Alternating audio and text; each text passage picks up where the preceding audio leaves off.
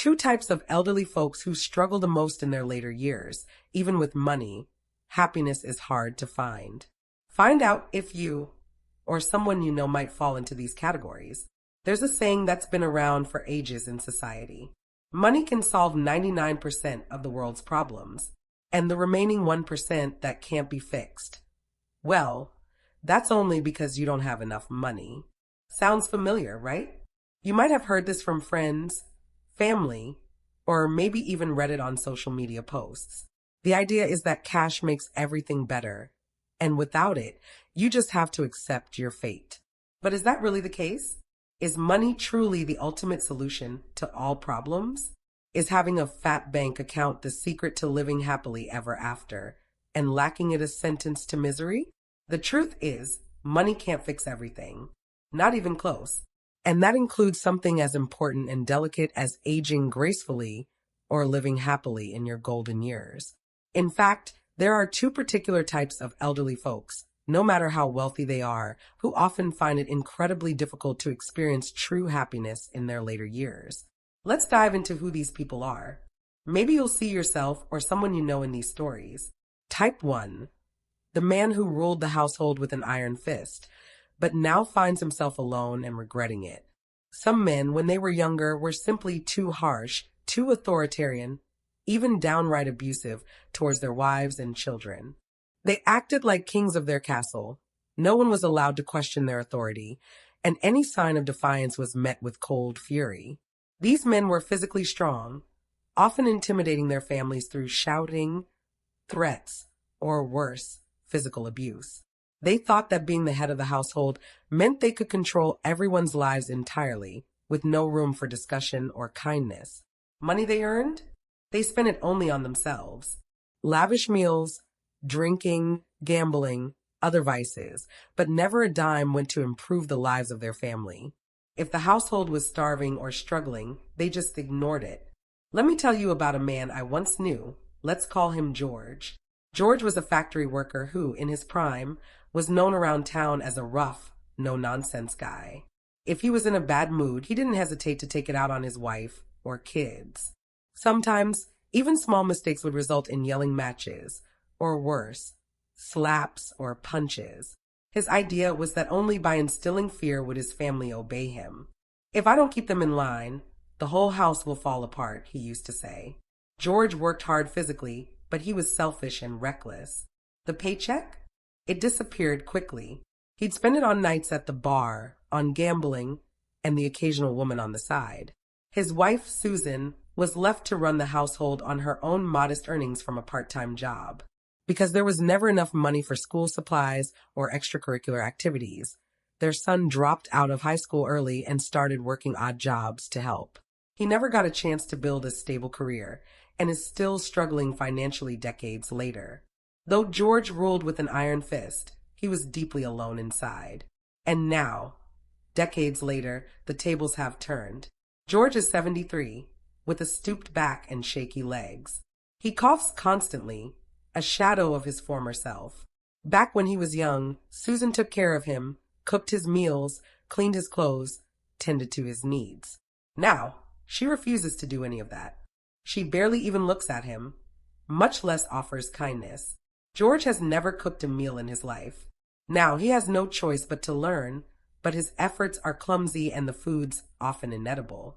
He even tried to bribe Susan with his entire retirement check, begging her just to make him a simple meal each day. But she's unmoved. She calls him a worthless burden and says he doesn't deserve food. One day, in a moment of desperation and anger, George lost control and struck Susan. She called their son immediately. The son, still carrying scars from childhood, came over and beat George so badly he was bedridden for 3 days. That was the moment George finally realized how alone and vulnerable he really was. Now he shuffles around his tiny apartment, barely able to walk, cooking for himself, facing a cold, lonely existence, a stark contrast to the power he once wielded. Each time he sits down to a hard, tasteless meal, surrounded by the silence of a family that no longer cares, he regrets every harsh word, every act of cruelty from his younger days. He knows he brought this on himself. Type 2. The man who betrayed his family for affairs and regrets it deeply in old age. Then there are the men who betrayed their families, who abandoned their wives and kids for fleeting pleasures, affairs, or simply selfish freedom. They often held good jobs and earned decent money, but instead of building a home, they chased after women outside their marriage. Their wives, aware but powerless, stayed silent because the family depended on the husband's income. Threats of divorce kept wives from demanding fidelity, and the cycle of betrayal went on unchecked. Take Robert, a former manager at a manufacturing plant. In his prime, Robert was handsome and charismatic, and he used those qualities to have multiple affairs. His wife, Linda, knew about it but stayed quiet. She wanted to give their daughter a stable upbringing and a good life, so she tolerated his philandering as long as the bills got paid. Robert's reckless spending on these affairs drained the family savings. By the time he turned 50, he fell for a woman 20 years younger, divorced, independent, and entirely uninterested in his family situation. Robert insisted on divorcing Linda to marry this new woman. To sweeten the deal, he promised to leave the house to Linda if she agreed to the divorce. Linda, heartbroken but realistic, agreed. She took the divorce and moved on with her life, while Robert believed the new woman would marry him and they'd live happily ever after. But the younger woman left once she learned that Robert had little savings and that the house was off limits.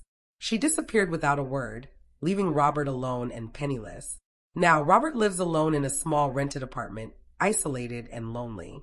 His daughter cut ties with him because of his past betrayals. Despite collecting a monthly pension of over $8,000, Robert feels nothing close to happiness or comfort. He's terrified of the day when he won't be able to care for himself, knowing there's no one left to help him. The loneliness is crushing. The harsh reality, karma, and the true meaning of happiness in old age. There's a saying, what goes around comes around.